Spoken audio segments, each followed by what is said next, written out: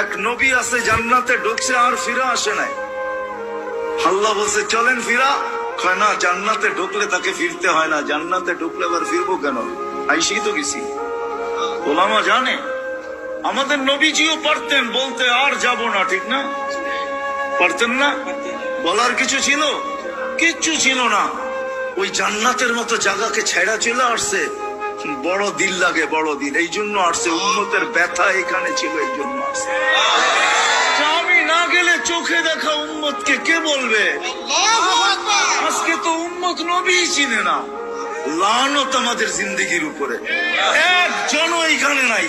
রাগ হয় না আমার উপরে, রাগ হইতে পারেন, করার কিছু নাই। আগামীতে আর দাওয়াত দিন না রাগ হইলে। রাগ হয় না, একজনও নাই এখানে, একজনও নাই যে এতদিন চুল কাটছি কোনদিন সেলুনে যা বলছি আজকে চুল না আমার ইচ্ছা মতো, না তোমার ইচ্ছা মতো, না তোমার ডিজাইন দোকানের ডিজাইন মতো, আজকে চুল কেটে দিবা আমার নবীর ডিজাইন মতো। একজনও এখানে হাত উঠাইতে পারবে না।